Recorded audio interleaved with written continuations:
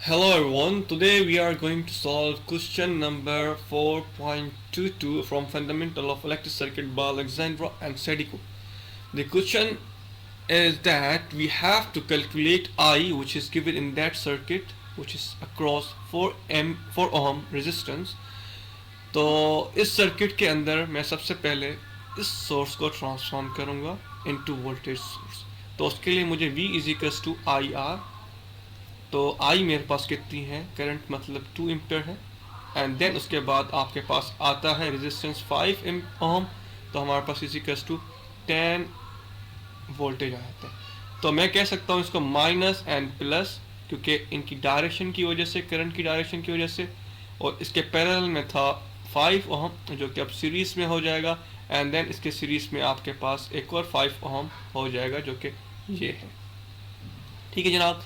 उसके बाद आपके पास आ जाता है ये 4 ओम जो कि आई के लिए है, जो कि हमारे पास आई जहाँ से फ्लो हो रहा है 4 ओम का रेजिस्टेंस है। एंड देन उसके बाद आपके पास आ जाता है एक ये 10 ओम।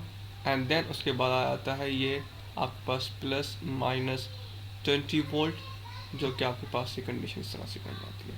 अगर हम इन दोनों रेजिस्टेंस को सॉल्व करें तो हमारे पास मिल जाते हैं, अच्छा वोल्टेज सोर्स कितनी हो जाएगी 10 वोल्ट।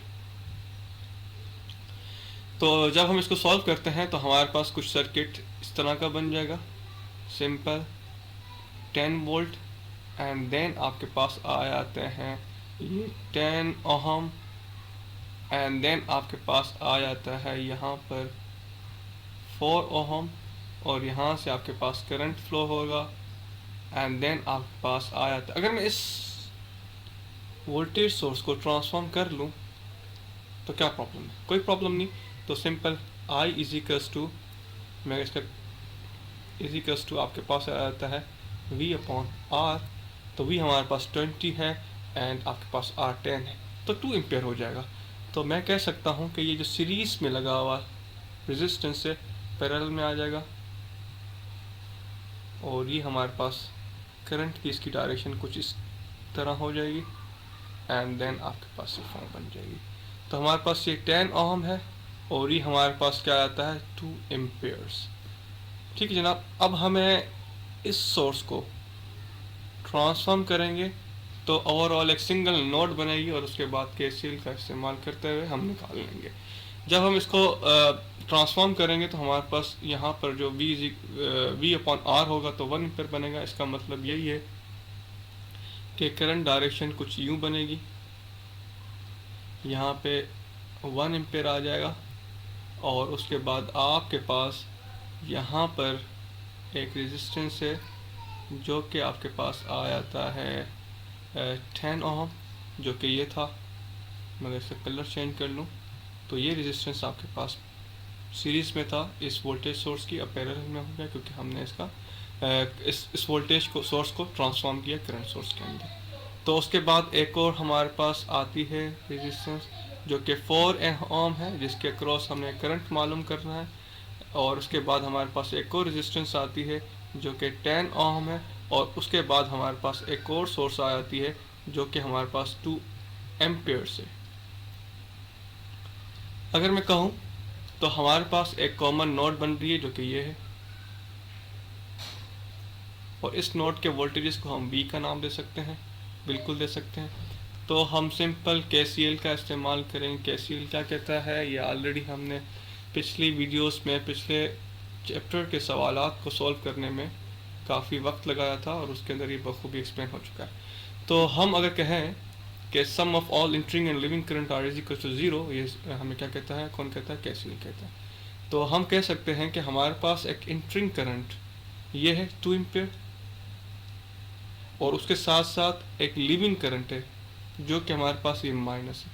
ऑब्वियसली बात है ये इंटर हो रहा है, ये माइनस होगा, ऑब्वियसली बात है -1 इसकी वजह से इजिकल्स टू। अगर मैं इसको सिंपल बना लेता हूँ, इसको छोड़ दें, जैसे ऑलरेडी कॉन्सेप्ट मैंने जो दिया हुआ है। अगर मैं कहता हूँ कि ये करंट हमारे पास, इसकी मैं मार्किंग चेंज कर लेता हूँ कलर।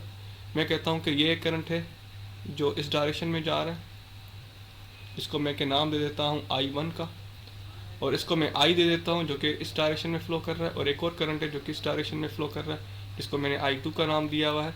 और एक करंट इस डायरेक्शन में जा रहा है जिसको मैंने I4 का नाम दिया हुआ, और एक और करंट है जो कि इस डायरेक्शन में जा रहा है जिसको मैंने I5 का नाम दिया हुआ। तो मैं कह सकता हूँ कि entering current leaving current, entering current कौन कौन से हैं? तो सिंपल वो ये I4 जो कि इंटरिंग करंट है, बाकी सारे करंट लीविंग करंट है, जो कि हमारे पास I5 भी लीविंग है, प्लस I1 भी लीविंग है, प्लस I भी लीविंग है, प्लस I2 भी लीविंग है।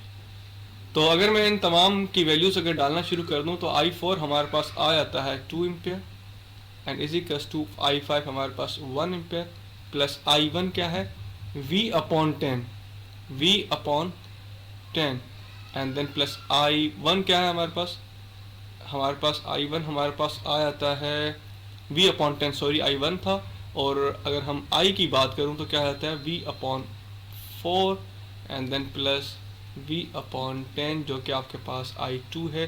तो जब हम इसको फर्दर सिंप्लीफाई करेंगे तो I की वैल्यू हमारे पास कुछ ये मिलेगी, I इज इक्वल्स टू सबसे पहले जब इसको सिंप्लीफाई करेंगे V की वैल्यू मिलेगी जो कि हमारे पास मिलती है 2.22 वोल्ट,